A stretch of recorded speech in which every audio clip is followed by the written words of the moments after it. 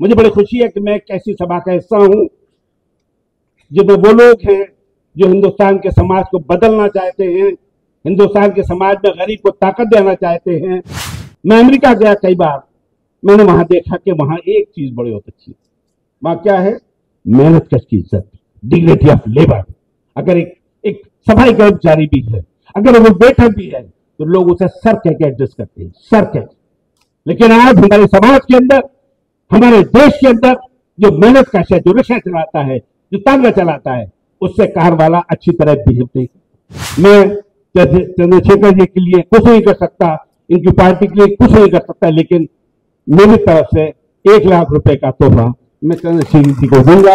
इबारत एक नए मजमून की, मुल्क को यारो जरूरत है तुम्हारे जुनून की, तुम हो बाशिंदे इस मुल्क के, तो लादे में ये तुमको करना है हिफाजत कानून की। इस सभा के मुख्य अतिथि नौजवान लीडर,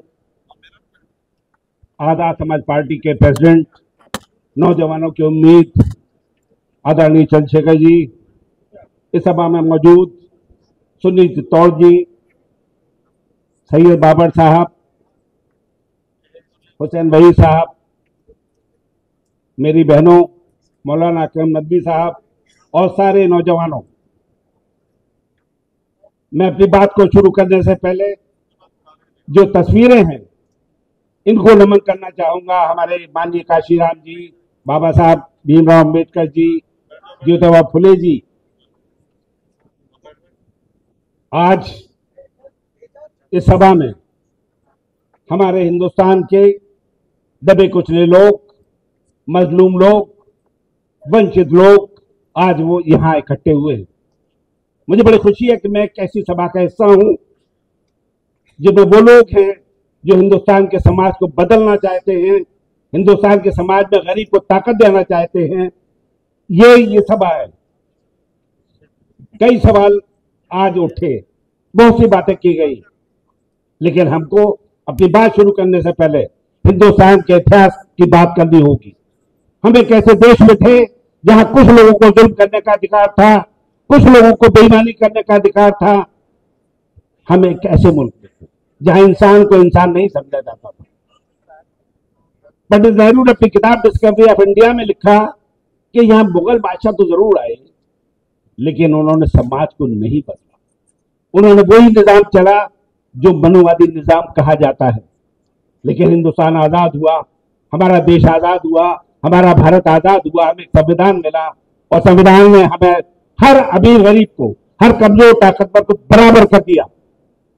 देश आगे बढ़ा, हमारे दलित भाइयों को, ऐसे भाइयों को रिजर्वेशन मिला, एक इनकलाब आया।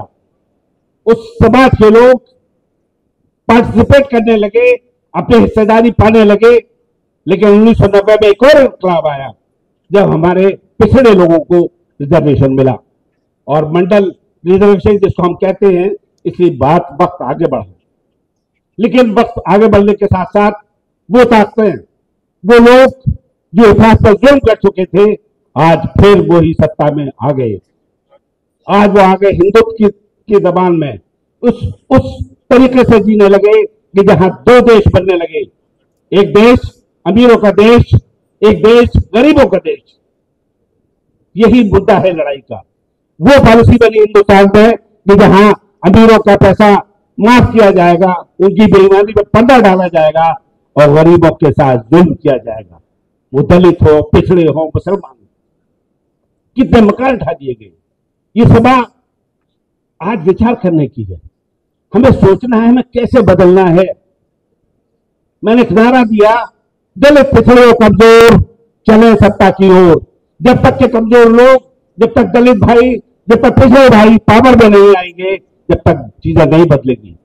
मैं टीवी पे बोलता रहा हूं, मैंने कई बार कहा कि अरे भाई, एक मॉल में सब्जी भी बिकेगी, कार भी बिकेगी, तो हमारा गरीब आदमी क्या बेचेगा? इस देश में जब दूध और पानी एक भाव बिकेगा, तो उस किसान का क्या हाल होगा, और उन लोगों को क्या हाल होगा जो लोग सारे समाज को दूध देते हैं। इन समस्याओं पर गौर करना होगा। मैं भाई चंद्रशेखर जी से कहूंगा कि आज अगर मुस्लिम और दलित का संवाद हो रहा है, तो आज किसान पे भी संवाद होना चाहिए, मेहनत कश पे भी संवाद होना चाहिए, ओला के ड्राइवर पे भी संवाद होना चाहिए और समाज के वो लोग जो मेहनत से रोटी कमाते हैं, जो मेहनत से पैसा कमाते हैं, वो तरक्की क्यों नहीं कर रहे। इस देश के अंदर जब करोड़ों रुपया खर्च करके एक आदमी डॉक्टर बनेगा, वो मरीजों को क्या हाल करेगा, ये एक बहुत बड़ा इशू है, एक बहुत बड़ा मुद्दा है। हमें सोचना होगा किस तरफ हम जा रहे हैं। हमें आज भविष्य की बात करनी होगी। हमारा भविष्य, हमारा फ्यूचर क्या होगा।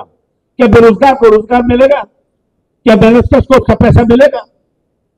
मैं अमेरिका गया कई बार, मैंने वहां देखा कि वहां एक चीज बड़ी बहुत अच्छी है।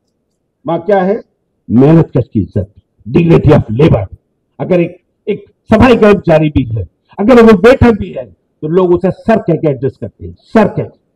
लेकिन आज हमारे समाज के अंदर, हमारे देश के अंदर जो मेहनत कश है, जो रिक्शा चलाता है, जो तांगा चलाता है, उससे कार वाला अच्छी तरह बिहेव नहीं। हम अपने घर के अंदर काम करने वाले को इज्जत नहीं देते। हमें समाज बदलना होगा। आज यहां से ये आवाज जानी चाहिए कि हम बदल गए हैं। अगर आप बदलेंगे नहीं तो समाज बदलेगा, ना हुकूमत बदलेगी। एक बात जो समझने की, आखिर इस्लाम क्या है। मैं 3 अल्फाज में, 3 वर्ड्स में इस्लाम को संबोधित करता हूं। इस्लाम में इंकिसारी, मसावात और कनात।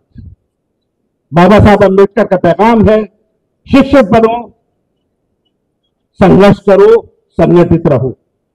तीनों का मकसद इनकलाब, तीनों का मकसद गरीबों को ताकत देना।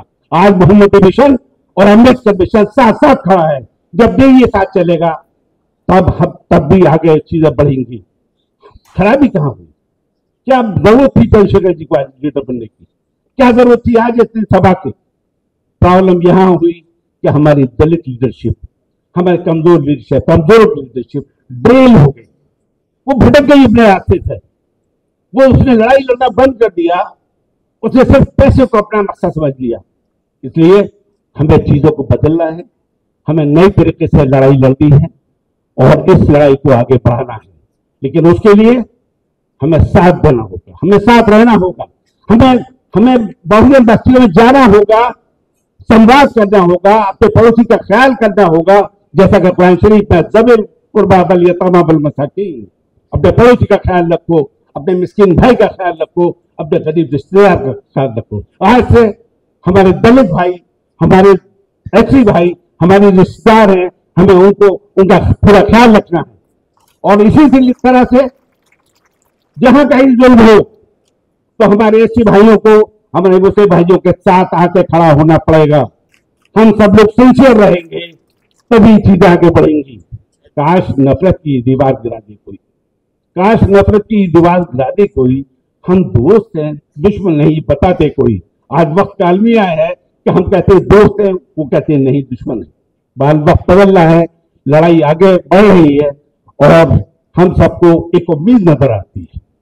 भाई चंद्रशेखर में एक उम्मीद नजर आती है।